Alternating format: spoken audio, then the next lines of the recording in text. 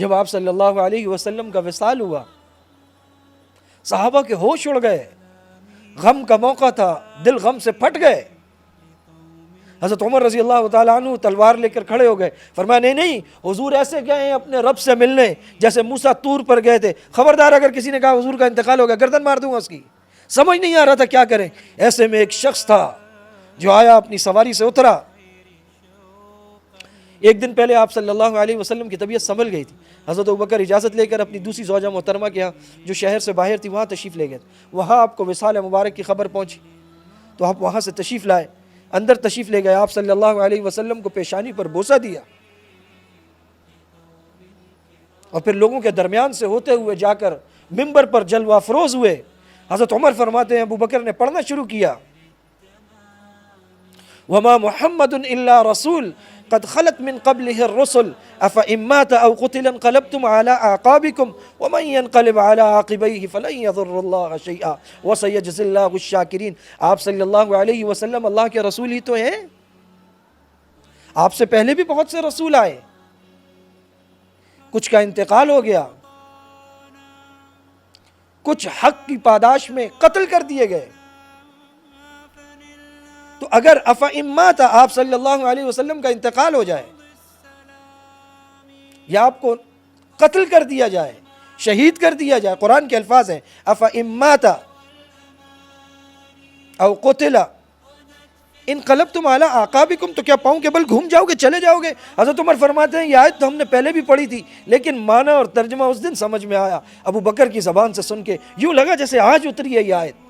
حضرت ابوبکر صدیق کھڑے ہوئے اور آپ نے فرمایا من یعبد اللہ فإن اللہ حی لا یموت، جو اللہ کی عبادت کرتا ہے جان لے اللہ ہمیشہ زندہ رہنے والا، اسے موت نہیں آئے گی۔ وَإِنَّ مُحَمَّدٌ قَدْ مَاتَ، آپ صلی اللہ علیہ وسلم کا انتقال ہو گیا ہے، آپ جس مقصد کے لیے آئے تھے اسے پورا کر کے اللہ کے پاس تشریف لے گئے۔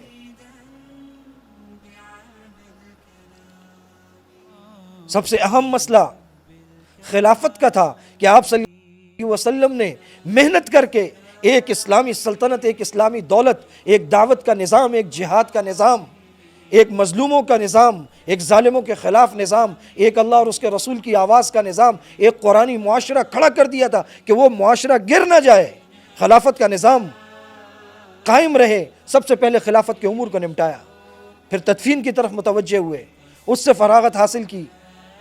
لشکر اسامہ کھڑا تھا،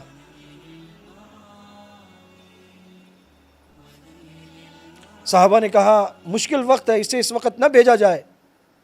عجیب الفاظ ہے سیدنا ابوبکر صدیق کے۔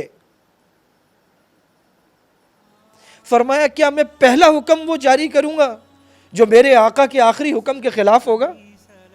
کہ آپ صلی اللہ علیہ وسلم کا آخری حکم یہ تھا کہ اس لشکر کو بھیجا جائے، اور میں پہلا حکم یہ جاری کروں کہ اسے روک دو؟ فرمایا نہیں، ایسا نہیں ہو سکتا۔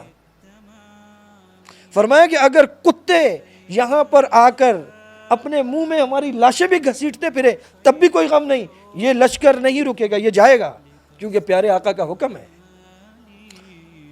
مانعین زکوٰۃ کھڑے ہو گئے، انہوں نے کہا جی باقی اسلام مانتے مال نہیں دیں گے۔ حضرت ابوبکر نے فرمایا کوئی ایک ٹکڑا رسی کا دیتا تھا وہ بھی نہیں دے گا، اس کے خلاف بھی لڑوں گا۔ حضرت عمر نے فرمایا کیا آپ ایسے لوگوں پر تلوار اٹھائیں گے جو کلمہ پڑھتے، اذان دیتے، جو اللہ کے رسول کی رسالت کا اقرار کرتے ہیں، آپ ان سے لڑیں گے؟ آپ نے فرمایا ہاں میں ان سے لڑوں گا جو اللہ اور اس کے رسول کے حکموں کے درمیان فرق کرتے ہیں۔ یہ اللہ کا حکم ہے زکوٰۃ دینا، اللہ کے رسول کا حکم ہے زکوٰۃ دینا، جو اس میں فرق کرے گا میں لڑوں گا۔ حضرت عمر کہتے ہیں اور سینہ کھل گیا ہمارا، مرتدین کا فتنہ اٹھ گیا، مانعین زکوٰۃ اٹھے، مدعیان نبوت اٹھے، ہر طرف لشکر روانہ کیے۔ حضرت عمر نے فرمایا ہر طرف نہ بھیجیں، کم از کم ان کو چھوڑ دیں، ان پہ نرمی کریں جو مانعین زکوٰۃ ہیں۔ حضرت عمر کے سینے پر ہاتھ مارا، یہ مدبر ابو بکر، ارحم امتی بامتی ابو بکر، سب سے رحیم کریم شفیق امت پر ابو بکر۔ لیکن اس موقع پر کسی آدمی کے نرم شریف اور کریم ہونے کا مطلب یہ نہیں کہ وہ حق پر سودے بازی کرتا ہے۔ حضرت عمر جیسے سخت آدمی کا سینے پر ہاتھ مارا، کہا عمر جہالت میں تو بڑے سخت تھے، اسلام میں آ کر نرم ہو گئے۔ خدا کی قسم اگر مجھے اکیلے اور تنہا بھی لڑنا پڑا تو میں ان سب سے جا کے لڑوں گا. اور عجیب جملہ ارشاد فرمایا اَيَنْقُصُ الدِّينُ وَأَنَا حَيٌّ، کیا دین میں کوئی کمی ہوگی، کوئی نقص ہوگا اور میں زندہ ہوں گا؟ میرے زندہ ہوتے ہوئے یہ ہوگا؟ ہو نہیں سکتا.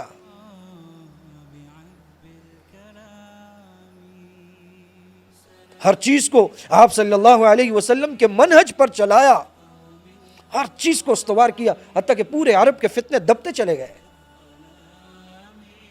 انتقال کا وقت قریب آیا تو بیٹے کو بلا کر کہا نئی چادروں میں کفن مت دینا، اس پر زندوں کا زیادہ حق ہے، پرانی چادروں میں کفن دینا. فرمایا رسول اللہ کے پہلو میں دفن کرنا.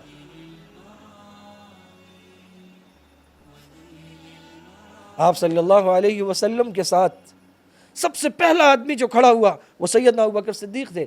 آج ہم رسول اللہ صلی اللہ علیہ وسلم کے امتی ہیں، یہ ہمارا اثاثہ، ہمارا سرمایہ، ہمارا فخر ہے. اگر غرور جائز ہوتا تو یہ ہمارا غرور ہے کہ ہم نبی کے امتی ہیں. لیکن اگر اس امت کی مردم شماری شروع ہوگی تو شروع کہاں سے ہوگی؟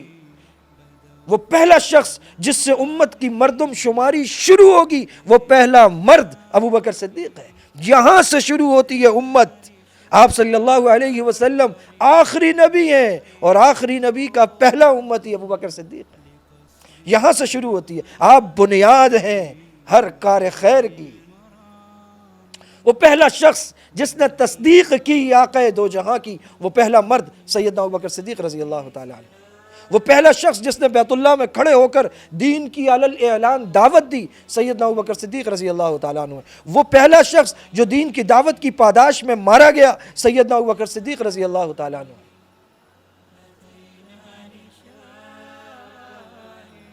دعوت میں ساتھ، مکہ میں ساتھ، مدینہ میں ساتھ، سفر میں ساتھ، حضر میں ساتھ، ہجرت میں ساتھ، مسجد میں ساتھ، غزوات میں ساتھ، جہاد میں ساتھ، تنگی ترشی تکلیف ہر جگہ ساتھ،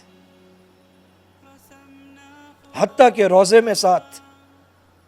اور آپ نے فرمایا ہم قیامت کے دن یوں ہی اٹھائے جائیں گے، روز محشر ساتھ.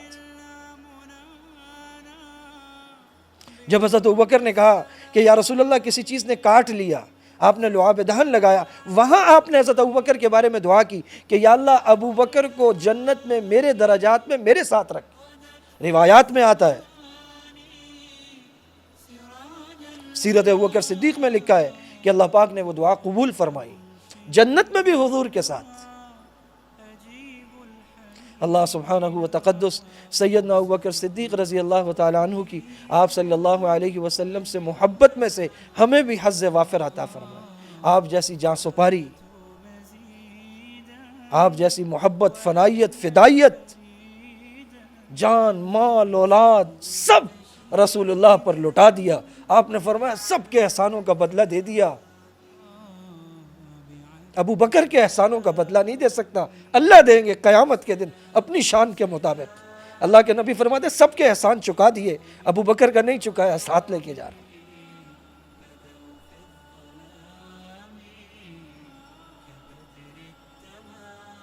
اللہ سبحانہ و تقدس ہم سب کو سیدنا ابوبکر صدیق رضی اللہ تعالیٰ عنہ والی محبت، فنائیت اور استقامت فی الدین جو آپ کا خاصہ اور آپ کا وصف تھی، ہم سب کو عطا فرمائے.